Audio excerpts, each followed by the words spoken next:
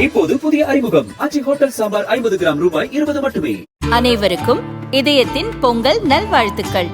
பொங்கலோ பொங்கல்.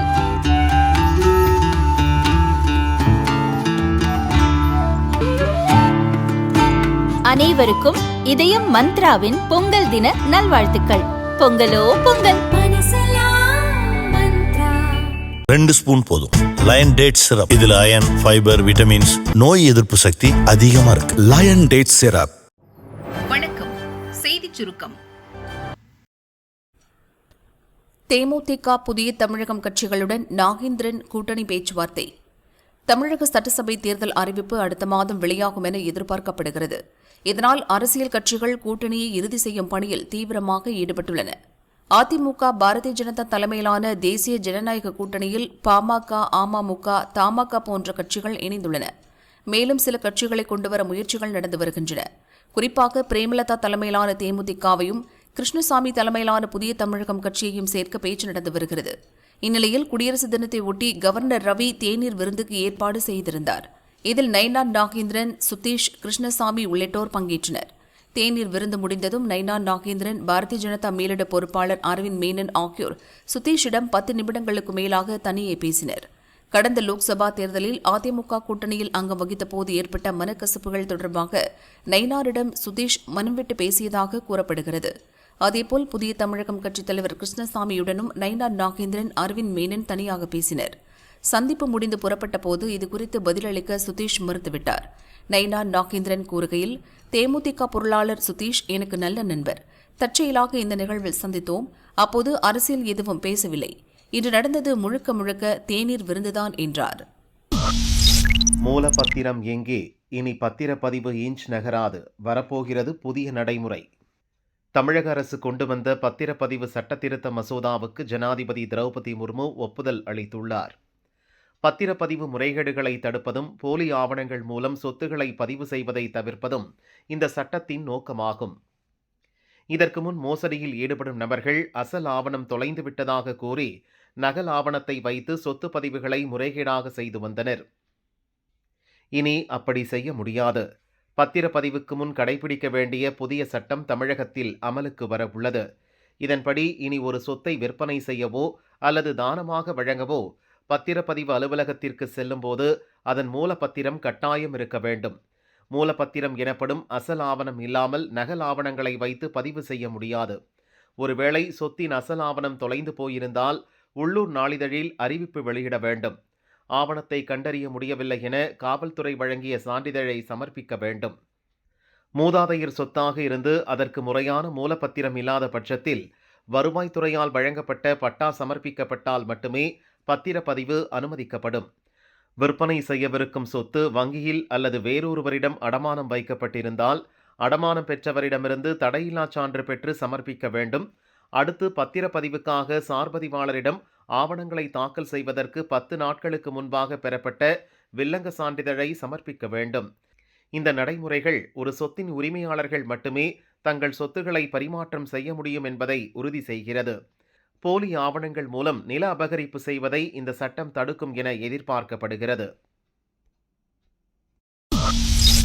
ஆதவ் அர்ஜுனா மன்னிப்பு கேட்காவிட்டால் முற்றுகையிடுவோம், விசிக எச்சரிக்கை. மாமல்லபுரத்தில் நடந்த தாவேக செயல் வீரர்கள் கூட்டத்தில் பேசிய அக்கட்சியின் தேர்தல் பிரிவு மேலாண்மை பொதுச் செயலர் ஆதவ் அர்ஜுனா விடுதலை சிறுத்தைகள் கட்சியை விமர்சித்து பேசினார். திருமாவளவனுடன் இருப்பது வெறும் 20 பேர் மட்டுமே.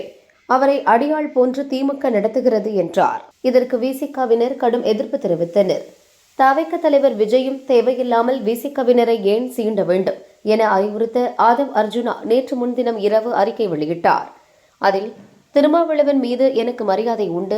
விசிகவில் திமுகவின் குரலாக செயல்படும் 20 நபர்களை குறிப்பிட்டுத்தான் பேசினேன். ஆனால் என் கருத்து தவறாக சித்தரிக்கப்படுகிறது.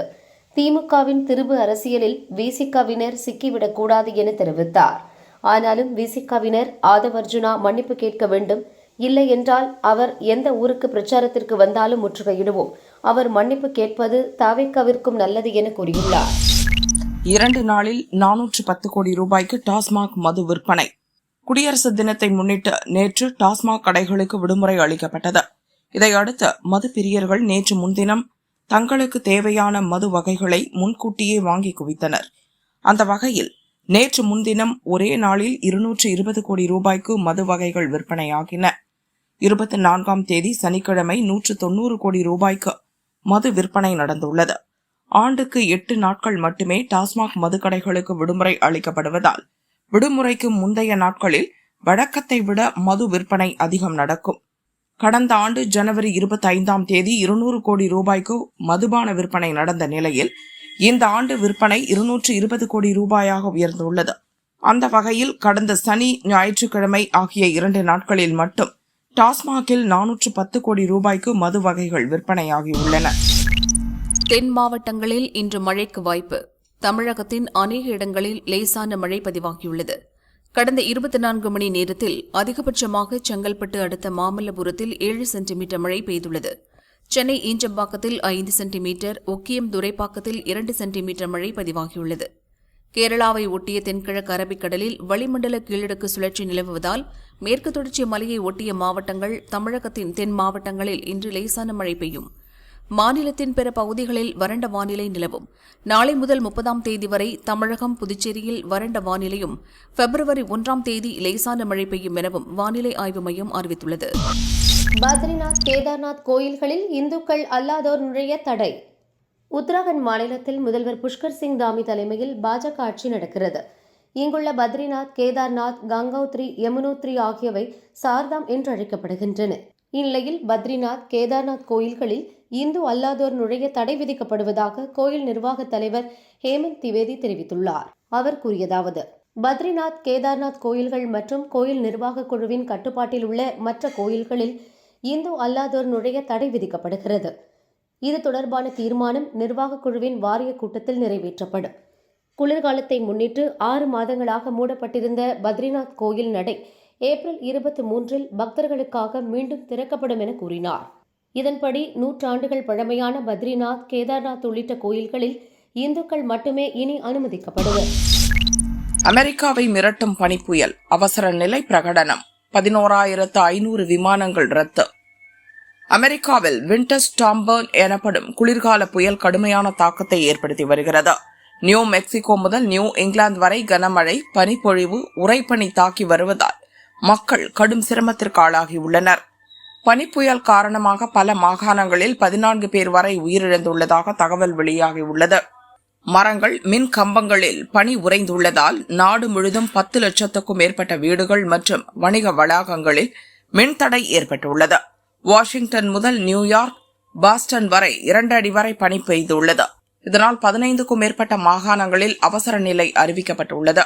நாடு முழுதும் 18 கோடி பேர், அதாவது அமெரிக்க மக்கள் தொகையில் பாதிக்கும் மேற்பட்டோர் எச்சரிக்கப்பட்டுள்ளனர். பனிப்புயல் காரணமாக அமெரிக்காவின் பொது போக்குவரத்து வெகுவாக முடங்கியுள்ளது. நேற்று முன்தினம் மட்டும் 11,500 விமானங்கள் ரத்து செய்யப்பட்டுள்ளன. கொரோனா தொற்றுக்கு பிந்தைய காலகட்டத்தில் இதுவரை இல்லாத அளவுக்கு அதிக விமான சேவைகள் ரத்து செய்யப்பட்டுள்ளது குறிப்பிடத்தக்கது. போலீஸ் மீது குண்டு வீசிய ரவுடி என்கவுண்டரில் சுட்டுக் கொலை. மதுரையைச் சேர்ந்த பிரபல ரவுடி வெள்ளைக்காளி என்பவரை போலீசார் புதுக்கோட்டை கோர்ட்டில் ஆஜர்படுத்திவிட்டு சென்னை புழல் சிறைக்கு மீண்டும் அழைத்து சென்றனர். பெரம்பலூர் மாவட்டம் திருமாந்துறை அருகே சென்றபோது 10க்கும் மேற்பட்டோர் நாட்டு வெடிகுண்டு வீசி வெள்ளைக்காளியை கொலை செய்ய முயன்றனர். குண்டு வீசியவர்களை போலீசார் 5 தனிப்படை அமைத்து தேடி வந்தனர். இந்நிலையில் இதில் தொடர்புடைய அழகுராஜா என்பவரை போலீசார் கைது செய்து சம்பவம் நடந்த இடத்துக்கு அழைத்து சென்றனர். தாங்கள் பயன்படுத்திய ஆயுதங்கள் மற்றும் நாட்டு வெடிகுண்டுகளை வனப்பகுதியில் பதுக்கி வைத்திருப்பதாக அழகுராஜா தெரிவித்தார். அதை கைப்பற்ற போலீசார் அழைத்து சென்றனர். திடீரென போலீஸ் வாகனம் மீது நாட்டு வெடிகுண்டு வீசிய அழகுராஜா மறைத்து வைத்திருந்த அரிவாளால் எஸ்ஐ சங்கரை வெட்டிவிட்டு தப்ப முயன்றார். மங்களமேடு போலீஸ் இன்ஸ்பெக்டர் நந்தகுமார் துப்பாக்கியால் சுட்டதில் தலையில் குண்டு பாய்ந்து அழகுராஜா பலியானார். காயமடைந்த எஸ்ஐ சங்கர் பெரம்பலூர் அரசு ஹாஸ்பிட்டலில் அட்மிட் செய்யப்பட்டார்.